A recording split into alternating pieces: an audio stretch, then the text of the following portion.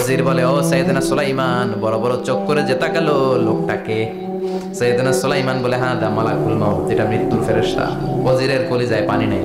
এই মালাকুল মাউত তার বাহিনী নিয়ে নির্ধারিত টাইমে গোটা বিশ্বের সব মানুষের রূহ কবজ করে। অন টাইম নাকি দেরি করে? মালাকুল মাউত আগেও আসে না, পরেও আসে না। সুবহানাল্লাহ পড়েন। জীবনের সবচাইতে নির্মম ঘটনা হচ্ছে মরণ। সবচাইতে ভয়ঙ্কর অভিজ্ঞতা কোন প্রাণীর জন্য সর্বোচ্চ এবং সবচাইতে ভয়ঙ্কর অভিজ্ঞতা হচ্ছে মৃত্যু। এবং এত ভয়ঙ্কর অভিজ্ঞতা, এই অভিজ্ঞতাটা কারো কাছে শেয়ার করে যাওয়া যায় না। মরার সময় কেউ বলে যেতে পারছিল আমার মরতে এমন লাগছে, কইতে পারছে? কেমন লাগছে বলতে পারে? বলা যায় না। তার আগেই চলে যেতে হয় শৈশব, কৈশোর, যৌবন, বার্ধক্য, প্রৌঢ়ত্ব, হ্যাঁ, বয়সের ছাপ, কালো চুল দাড়ি সাদা হয়ে যাওয়া, দাড়ি চুলের শুভ্রতা, দুর্বলতা। This is the circle of life. ছোট্ট ছিলাম, বড় হলাম, সিঙ্গেল ছিলাম, ডাবল হলাম, তারপরে বাবা হলাম, তারপরে শ্বশুর হলাম, তারপরে নানা হলাম, তারপরে চলে যেতে হবে। This is the circle of life. চিল্লায় বলেন ঠিক কিনা? এই যে মুরব্বীরা, দাড়ি পাকা মুরব্বী যারা আছে, আপনারা কি মনে করছেন মায়ের পেট থেকে এরকম মুরব্বী হয়ে বেরিয়েছিল? কিরকম বের হয়েছিল? তারাও ওয়া ওয়া করেছে। এরাও ফিডার খাইতো, এই চাচারা খাই নাই? এরাও ফিডার খেত, এরাও মায়ের বুকের দুধ খেত, এরাও ছোট্ট বাচ্চাদের মতো গরমকালে পানির মধ্যে ডুবাইতো। স্কুল ফাঁকি দিয়ে বাচ্চারা ডুবায়, আছে না নাই? উখিয়াতে এরকম নাই? ছোট্ট বাচ্চা ছিল, বড় হলো, বার্ধক্যে উপনীত হলো। This is the circle of life. চলে যেতে হবে। বিশ্বনবী বললেন, আমার উম্মতি মা বাইনা 60 ইলা 70। আমার উম্মতের গড় বয়স হলো 60 থেকে 70। এই উম্মতের গড় বয়স কত? 60 থেকে 70। ওয়া আকাল্লুহুম মাইয়াজুজু জালিক। অল্প কিছু মানুষ আছে যারা 70-এর বেশি হায়াত পায়। এখানে 70-এর বেশি আছেন কারা? হাত তোলেন দেখি তো। কয়জন? একজন, দুইজন, তিনজন। মাশাআল্লাহ, আল্লাহ আরো হায়াত দেখ। আল্লাহ এদেরকে আরো হায়াত দারাজ করুক। চিল্লায় বলেন আমিন। তার মানে আমার উম্মতি মা বাইনা 60 ইলা 70। বিশ্বনবী বললেন এই উম্মতের গড় বয়স 60 থেকে 70, আর 70-এর বেশি হায়াত পাবে। ওয়া আকাল্লুহুম ইয়াজুজু যালিক। 70-এর বেশি পাবে হাতে গোনা, গুনে বের করে ফেলা যায় একজন, দুইজন, তিনজন। বাকি সব 60-এর আগে নাই। ঠুস। চিল্লা এখন ঠিক কি না? বাংলাদেশের গড় হায়াত কত মানুষের? 60। বিশ্বনবীর কথার সাথে মিলে গেছে। চিল্লায় পড়েন সুবহানাল্লাহ। এই জন্য বিশ্বনবী বলেন, এই যে মুরব্বীদের দাড়ি পাকে, এই যে রাস্তায় অ্যাক্সিডেন্ট হয়, এই যে ক্যান্সারে আক্রান্ত হয়ে লোকজন মারা যায়, তার উপরেও কি টনক নড়ে না? এরপরেও কি বিবেকে ধরে না যে তোমাকে চলে যেতে হবে? আকসিরু যিকরা হাযিমিল লাযাত। জীবনের সব স্বাদকে পানসা করে দেয় ওই মরণকে স্মরণ করো। মরণকে স্মরণ করলে জাহান্নাম বরণ করা লাগে না। চিল্লায় বলেন ঠিক কিনা? আবার আল্লাহ বললেন, গোলাম, স্পেশাল একজন ফেরেশতা আমি মরণের জন্য সিলেক্ট করলাম, নাম মালাকুল মাউত। তাকে আমরা আজরাইল বলে চিনি। এই মালাকুল মাউত তার বাহিনী নিয়ে নির্ধারিত টাইমে গোটা বিশ্বের সব মানুষের রূহ কবজ করে। অন টাইম নাকি দেরি করে? মালাকুল মাউত আগেও আসে না, পরেও আসে না। সুবহানাল্লাহ পড়েন। সাইয়েদনা সুলাইমান আলাইহিস সালামের ওনার এক ওয়াজির ছিল, মন্ত্রী। ওই মন্ত্রীকে নিয়ে উনি বৈঠক করতেন। ওনার সময় উনি মালাকুল মাউতের সাথে বৈঠক করতেন। শুনতেছেন? আপনাদের মনোযোগ আছে তো? উনি বৈঠকে বসেছেন, মালাকুল মাউত বসা, ওয়াজিরও বসা। হঠাৎ মালাকুল মাউত ওয়াজিরের দিকে বড় বড় চোখ করে তাকাচ্ছে। বড় বড় চোখ করে তাকানোতে ওয়াজির ভয় পেয়েছে। হঠাৎ মালাকুল মাউত চলে গেল। ওয়াজির বলে, ও সুলাইমান আলাইহিস সালাম, এই যে লোকটা বড় বড় চোখ করে আমার দিকে তাকালো, এটা কে? সাইয়েদনা সুলাইমান বলে, হাদা মালাকুল মাউত। যে বর্ণনাটা বলছি এটা হাদিস না, এটা হচ্ছে ইসরাইলিয়া, জিউস ট্র্যাডিশন। কোরআন হাদিসের সাথে কোনো দ্বন্দ্ব নাই, তাই বর্ণনা করা যাবে। বিষ্ণু বলেছেন, বাল্লিগু আন্নি ওয়ালাউ আয়া। আবার বলেছেন, ওয়া হাদিসু আন বনি ইসরাঈল ওয়ালা হারাজ। বনি ইসরাইলের ট্র্যাডিশন বর্ণনা করো, জিউস ট্র্যাডিশন বর্ণনা করো, এতে কোনো সমস্যা নাই। ওয়াজির বলে, ও সাইয়েদনা সুলাইমান, বড় বড় চোখ করে যে তাকালো লোকটাকে। সাইয়েদনা সুলাইমান বলে, হ্যাঁ দা মালাকুল মাউত, এটা মৃত্যুর ফেরেশতা। ওয়াজিরের কলিজায় পানি নেই। এটা কি ফেরেশতা? শুনে তো পিলে চমকে গিয়েছে। কয় কি? মালাকুল মাউত তো আমার চিনে ফেলাইছে, বাড়ি চিনে ফেলছে, আমার খবর আছে। সাইয়েদনা সুলাইমান আলাইহিস সালাম জিনদেরকে দিয়ে কাজ করাতেন, মেঘমালাকে দিয়ে কাজ করাতেন, বিশাল সিংহাসন নিয়ে পৃথিবীর প্রাচ্য থেকে পাশ্চাত্যে ঘুরে বেড়াতেন।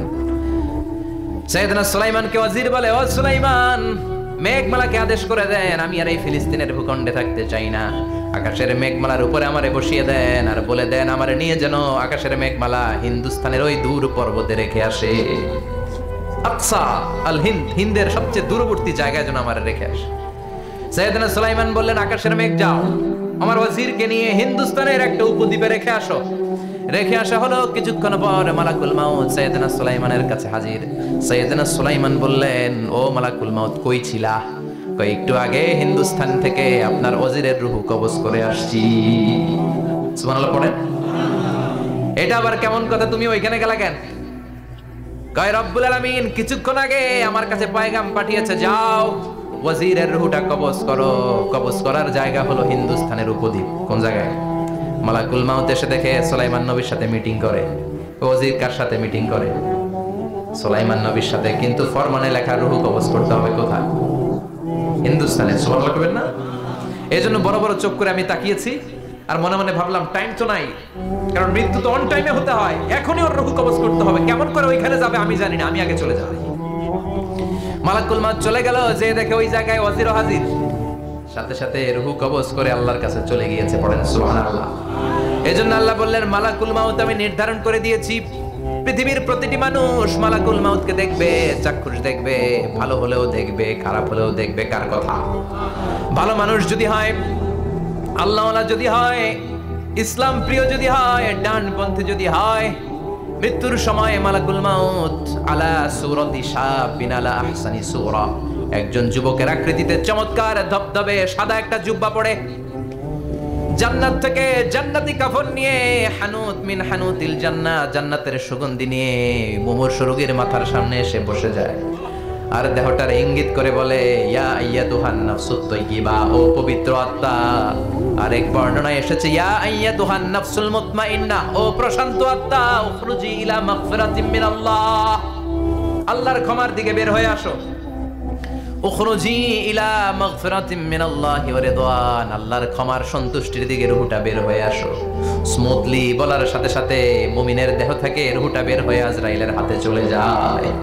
স্মুথলি বলার সাথে সাথে স্বাচ্ছন্দ্যে, আনন্দে মুমিনের দেহ থেকে রূহটা সা করে বের হয়ে মালাকুল মাউতের হাতে এসে পড়ে। পড়েন সুবহানাল্লাহ। আল্লাহ এমন মৃত্যু তুমি আমাদের নসিবে রেখে দিও, চিৎকার করে পড়েন আমিন।